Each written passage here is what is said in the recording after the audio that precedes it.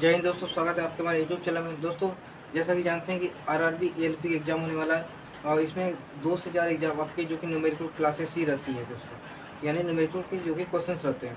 तो दोस्तों, इस वीडियो के माध्यम से हम न्यूमेरिकल क्वेश्चन को कैसे सॉल्व करते हैं और कौन-कौन से जो कि हमारे जो क्वेश्चंस हैं जो एएलपी में पिछली बार आ चुके हैं दोस्तों। तो दोस्तों, जैसा कि आप क्वेश्चन देख रहे होंगे, आपका क्वेश्चन सामने है दोस्तों कि एक वस्तु 4 सेकंड में पहले 25 मीटर की दूरी और 2 सेकंड में जो कि अगले 15 मीटर की यात्रा करती है, तो वस्तु की औसत चाल कितनी होगी। तो दोस्तों, औसत चाल बराबर क्या होता है? औसत चाल बराबर होता है कुल दूरी बटे कुल समय। कुल दूरी बटे कुल समय। तो दोस्तों, 4 सेकंड में 25 मीटर और फिर अगले 2 सेकंड में जो कि हमारा 15 मीटर, यानी टोटल टाइम कितना हो गया? 6 सेकेंड्स। इसे आप जोड़ेंगे तो 40 आएगा, जो कि काटने के बाद 20/3 यानी 6.66 मीटर पर सेकंड, या फिर इसे बोलते हैं 6.7 मीटर सेकंड इनवर्स बोल सकते हैं दोस्तों। ठीक है दोस्तों, तो आइए पहला क्वेश्चन का आंसर आपका 6.67 मीटर सेकंड इनवर्स होगा दोस्तों। ठीक है दोस्तों, अगला क्वेश्चन हमारा दोस्तों है कि यदि किसी वस्तु का वेग इसके शुरुआती वेग से दुगना हो जाए तो इसकी गति ऊर्जा कितनी होगी। तो दोस्तों, ये आप क्वेश्चन नोट कर लीजिएगा। गति ऊर्जा इक्वल टू होता है हाफ mv²।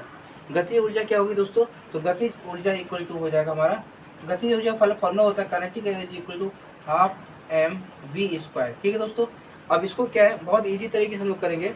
इसमें जो न्यूमेरिकल वैल्यू होती है आपकी दोस्तों, तो न्यूमेरिकल वैल्यू को हम क्या करते हैं, कॉन्स्टेंट मान लेते हैं। यानी ये जो न्यूमेरिकल वैल्यू है इसे क्या मानेंगे? कॉन्स्टेंट मान लीजिए। तो हमारा फॉर्मूला बन के आएगा, क्या बन के आएगा दोस्तों कि काइनेटिक एनर्जी जो कि है, काइनेटिक प्रोपोर्शनल होता है मास के, और काइनेटिक एनर्जी जो कि प्रोपोर्शनल होती है v² के। ठीक है दोस्तों, यानी अगर आप मास दुगना कर देंगे तो आपकी काइनेटिक एनर्जी दुगनी हो जाएगी, और अगर आप वेग दुगना कर देंगे दोस्तों, वेग मतलब क्या, वेग आपने दुगना कर दिया 2 के पावर 4, यानी यह कितना आएगा? 4 आएगा। यानी वेग अगर वेलोसिटी जो की है यानी वेग 4 गुना हो जाएगा, तो गति ऊर्जा भी कितनी हो जाएगी दोस्तों? 4 गुनी हो जाएगी। ठीक है दोस्तों, तो ऑप्शन ए इसका एकदम सही आंसर होगा। ठीक है दोस्तों, अगला क्वेश्चन हमारा है दोस्तों कि एक मोबाइल को किसी बालकनी से गिराया जाता है। यदि मोबाइल फ़ोन का द्रव्यमान 0.5 kg है और मोबाइल फ़ोन को 100 मीटर की ऊंचाई से गिराया जाता है और जी का वैल्यू दिया है 10 मीटर पर सेकंड, तो मोबाइल फ़ोन में स्थितिज ऊर्जा पहले दोस्तों दिया क्या क्या है वो लिखेंगे। तो द्रव्यमान मतलब एम का वैल्यू दिया है 0.5 kg। ठीक है दोस्तों, और बोला है ऊंचाई कितनी है मोबाइल फोन को? 100 मीटर की ऊंचाई से, यानी h इक्वल टू 100 मीटर दोस्तों। ठीक है, और जो कि आपका g का वैल्यू दिया है, क्या g का वैल्यू दिया है 10 मीटर पर सेकंड स्क्वायर। हाँ, पहले से 10 मीटर पर सेकंड स्क्वायर। ठीक है दोस्तों, अभी क्या है दोस्तों, हमें इसमें फ़ोन की क्या बताना है, यानी जो मोबाइल फ़ोन है उसकी स्थितिज ऊर्जा के बारे में बताना है, यानी पोटेंशियल एनर्जी के बारे में बताना है। तो स्थितिज ऊर्जा यानी पोटेंशियल एनर्जी इक्वल टू होता है mgh। m का वैल्यू जो कि आपका 0.5 kg है, और g का वैल्यू हमारा कितना है? g का वैल्यू हमारा 10 है, और हाइट हमारी जो कि कितना 100 मीटर है। तो 5/10 लिख सकते हैं, इंटू 10 इंटू 100, 10 से 10 कैंसिल हो जाए, 5 का गुणा जो कि 100 में करेंगे तो 500 जूल इसका क्या हो जाएगा दोस्तों? 500 जूल इसका करेक्ट आंसर हो जाएगा। ठीक है दोस्तों, तो इसका जो आपका ऑप्शन डी इसका क्या होगा? एकदम सही आंसर होगा। ठीक है दोस्तों, अगला क्वेश्चन देखते हैं हम लोग। अगला क्वेश्चन हमारा दोस्तों कि एक आदमी जो है 70 केजी का आदमी, एक 70 केजी का आदमी है जो 50 न्यूटन के बल से 50 केजी वाले आदमी को धक्का दे रहा है। यानी 70 केजी का आदमी है और कितने न्यूटन के बल से जो कि धक्का दे रहा है? 50 न्यूटन के बल से धक्का दे रहा है। कितने केजी के आदमी को? 50 केजी के आदमी को। तो 50 केजी आदमी वाले जो है उसको दूसरे व्यक्ति ने कितने बल से उसको धकेला। तो दोस्तों, आप न्यूटन का तीसरा लॉ जानते होंगे कि क्रिया प्रतिक्रिया का नियम। अगर आप 2 न्यूटन का फोर्स अगर आप इधर से लगा रहे हैं तो 2 न्यूटन फोर्स क्या होता है? जैसे उसके अपोजिट लगता है। तो ये 50 न्यूटन का फोर्स लगा रहा था दोस्तों, तो ये 50 जो कि इधर क्रिया कर रहा था, तो उधर से जो प्रतिक्रिया कितना आएगा? 50 न्यूटन ही आएगा। यानी ऑप्शन बी इसका क्या दोस्तों होगा? राइट आंसर हो जाएगा। एक अगला क्वेश्चन है, जब 8 केजी द्रव्यमान की किसी वस्तु पर कोई सतत बल से 2 सेकंड कार्य करता है। ठीक है दोस्तों, ये वस्तु को वेग को 4 मीटर पर सेकंड से 9 मीटर पर सेकंड तक बढ़ा देता है, तो लगाए गए बल का परिमाण क्या होता है। दोस्तों, आप सबसे पहले देखिए कि हमारे इसमें दिया क्या है। क्वेश्चन में दिया है कि 8 केजी का द्रव्यमान है, यानी m का वैल्यू हमारा कितना दिया है 8 kg, ठीक है दोस्तों। और उसके बाद बोल रहा है कि टाइम कितना 2 सेकेंड, टाइम हमारा दिया है 2 सेकेंड्स।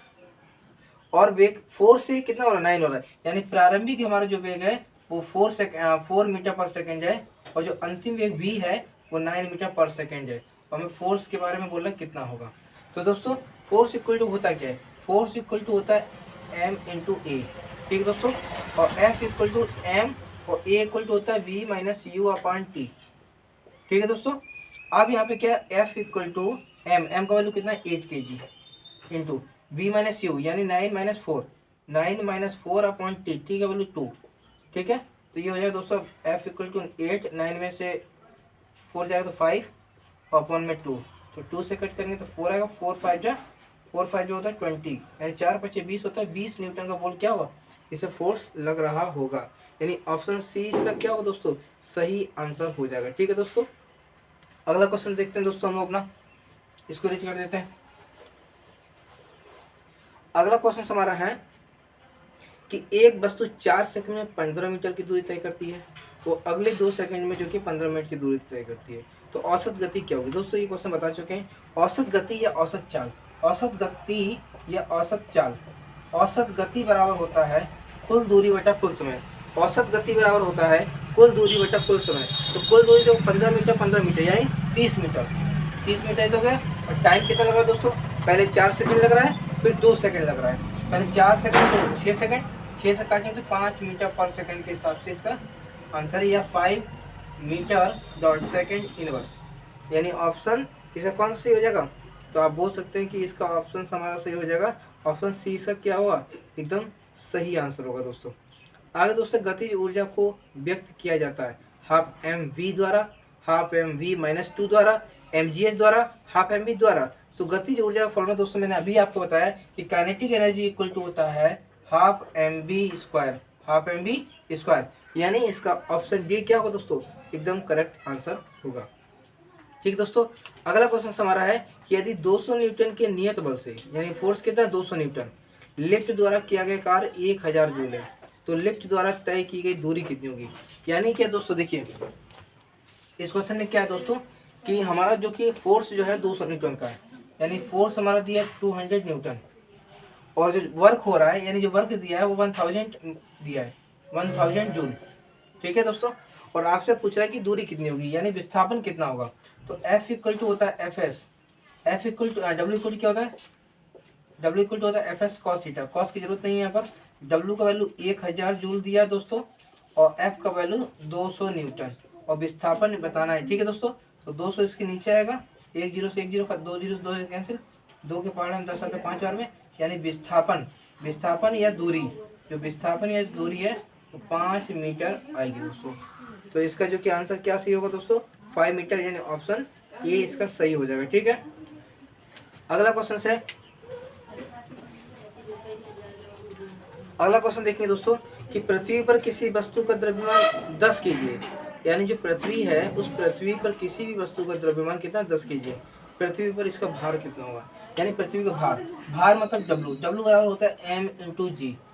द्रव्यमान हमारा 10 kg और जी का वैल्यू बोल रहा है 9.8 दोस्तों। इसको हम 10 इंटू 98/10 लिख सकते हैं, 10 से 10 कैंसिल, यानी 98 क्या 98 में क्या लिखेंगे आप 98 न्यूटन, यानी भार का मात्रा क्या होता है न्यूटन, यानी भार और बल का मात्रा क्या होता है न्यूटन। तो जो कि है पृथ्वी द्वारा इस पर कितना, पृथ्वी पर इसका कितना भार होगा 98 न्यूटन आंसर होगा, ठीक है दोस्तों।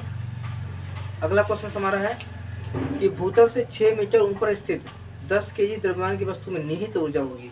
वस्तु क्या है स्थित है, स्थित मतलब रुकी हुई है, तो इसका अर्थ ये हुआ कि वस्तु के अंदर जो कि हमारी पोटेंशियल एनर्जी है यानी स्थितिज ऊर्जा है, और स्थितिज ऊर्जा इक्वल टू होता है हाफ, क्या होता है दोस्तों kinetic energy equal to half M V square, और स्थितिज ऊर्जा इक्वल टू होता है एम जी एच। एम का मतलब द्रव्यमान, जी का मतलब गति त्वरण, एच का मतलब हाइट यानी दूरी, ठीक है दोस्तों। तो पोटेंशियल एनर्जी वस्तु की हमारी स्थिति में स्थित है, इसलिए मतलब उसमें पोटेंशियल एनर्जी है, ठीक है दोस्तों। एम जी एच क्या होता है दोस्तों एम जी एच।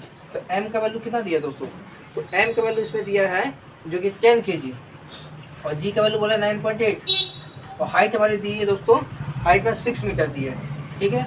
तो ये मल्टीप्लाई करें तो 98 और ये 6 मल्टीप्लाई वो कैसे है जूल, किसी भी